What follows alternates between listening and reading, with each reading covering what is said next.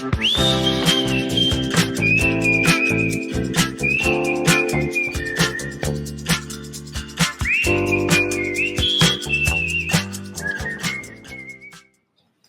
didn't actually write this talk.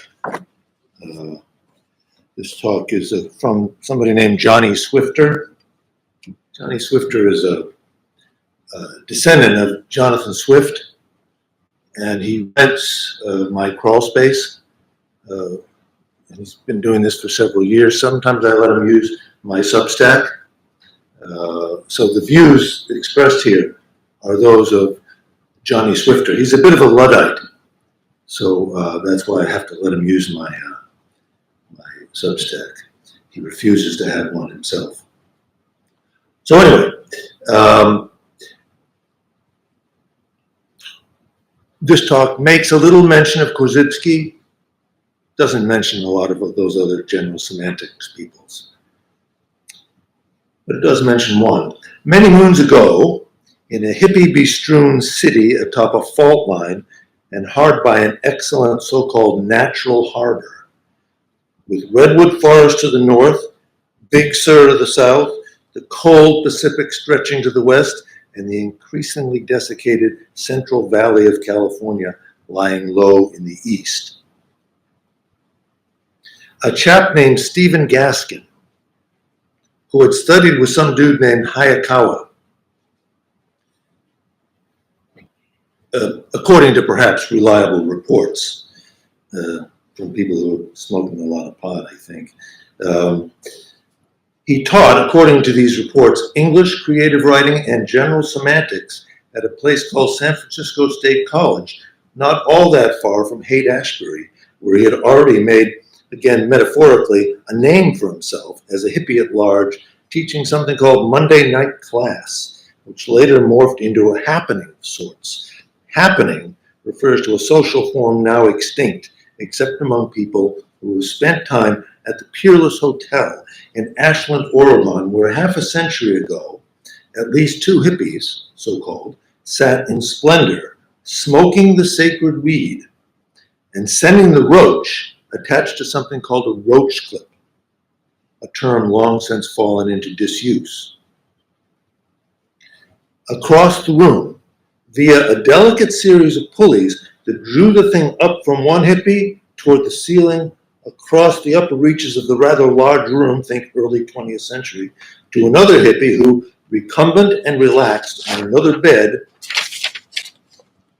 thus found himself with yet another opportunity to get even higher than before on the aforementioned weed, without putting in much effort and thus remaining in a mental, physical state decidedly unconducive to capitalistic enterprise.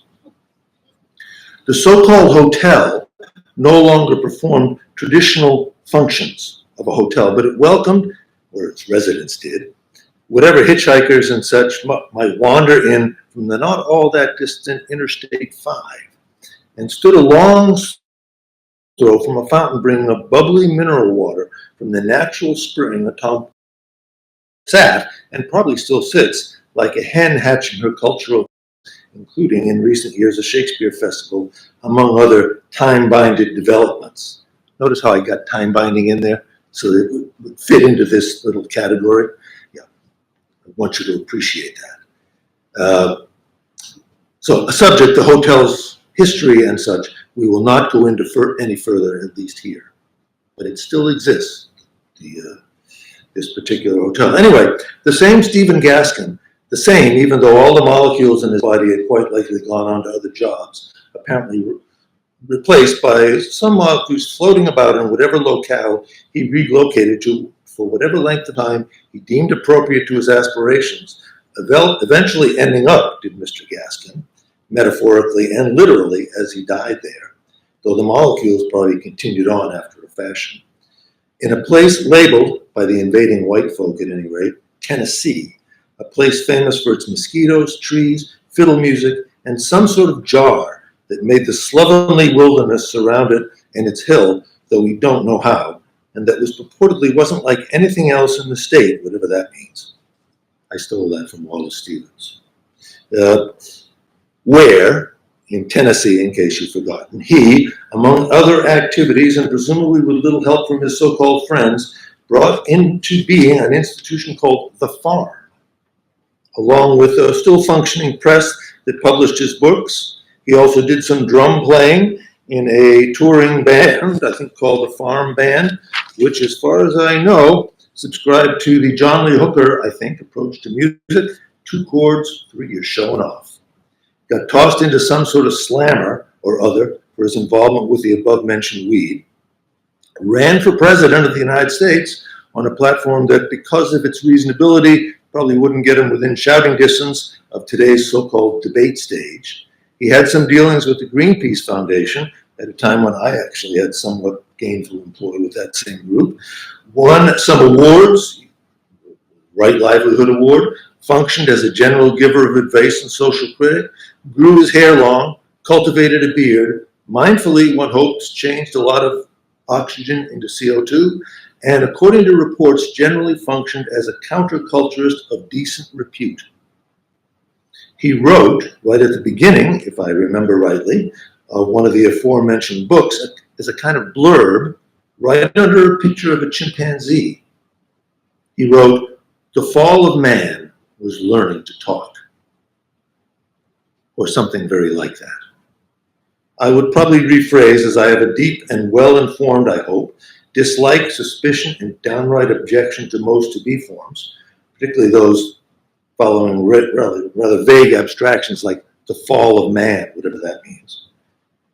Anyway, I would rephrase it as, when human beings learn to talk, all sorts of shit hit the metaphorical fan, though fans, at least of the type that could send excrement flying about the space, didn't really exist back then, although I think primitive fans did, manually operated ones, as heat, like the poor, according to some fly-by-night prophet or not, actually, prophet, a riddle-speaking prophet. I stole that from Chris Christopherson. They'll always remain with us. No doubt a certain Alfred Korzybski, that's how I got in Korzybski as well, subject of a near-famous musical ballad and somewhat well-known for some demonstrations involving fans. He would remind us that to make an electrical fan, you must first pass information down through many generations, and that to accomplish that, you would do well to invent language first, so that you can eventually get a huge industrial whirligig sending toxic fumes away from the factory and into the suburbs, probably unaffluent ones. To do that, you have to pass information down and down and down and down until you reach the lowest common denominator we call industrial civilization. And let me remind you that the shit hitting the fan metaphor wouldn't mean anything to anyone if man, so-called, hadn't fallen, so-called, in the way Mr. Gaskin apparently had in mind. For if this man hadn't learned to talk, and then to write, and then to pass information somewhat efficiently down, as noted, through the generations, we would not have available the kinds of fans that could do much in the excremental splattering vein. Though they, the humans, no doubt did a good deal of shit spreading once the Neolithic revolution came down the not yet existent pike. I lost my place. Oh yeah, not so to speak, or otherwise arrived, although admittedly those metaphors don't really apply, as epics don't really arrive or come down pikes, at least on their own. Rather, humans bring them about and label them, generally much after the fact. I speak here of time binding, and hence my presence on this stage.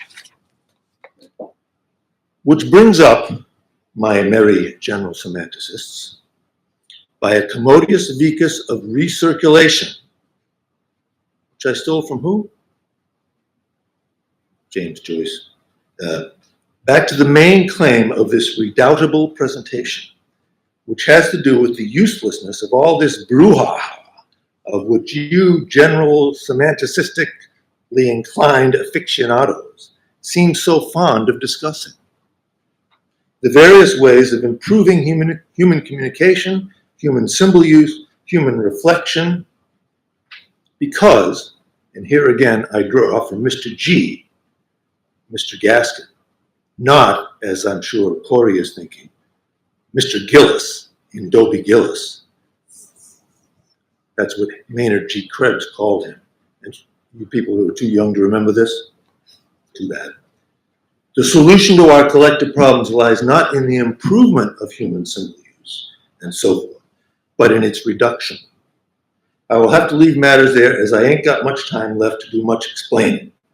Some lines from the tail end of a song by the redoubtable harmonica player, songwriter, singer, philosopher Rick Estrin, hopefully you know who he is, will serve well as a summary of the relevant rhetorical matters. And please note, at least in passing, that Mr. Estrin summed up in a very few lines something Mr. Korzybski, no doubt translating intentionally from the Polish, failed to get to in his much longer works. So we will conclude with sort of a song, which is why I brought this up here. Sometimes a big mouth and me, we get to talking trash, writing checks my poor little body can't cash, till somebody come and knock me right on my back, me and my big mouth. While we don't intend to offend half of the people that we do, but if you laid them out end to end, they'd reach clear from here to who knows who. So if you can't say something nice, keep your big mouth shut would be my advice.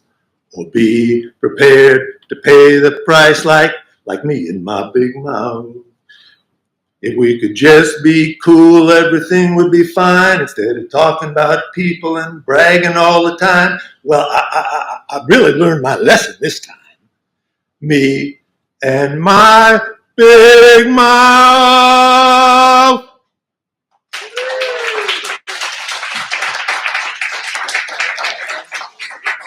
Thank you.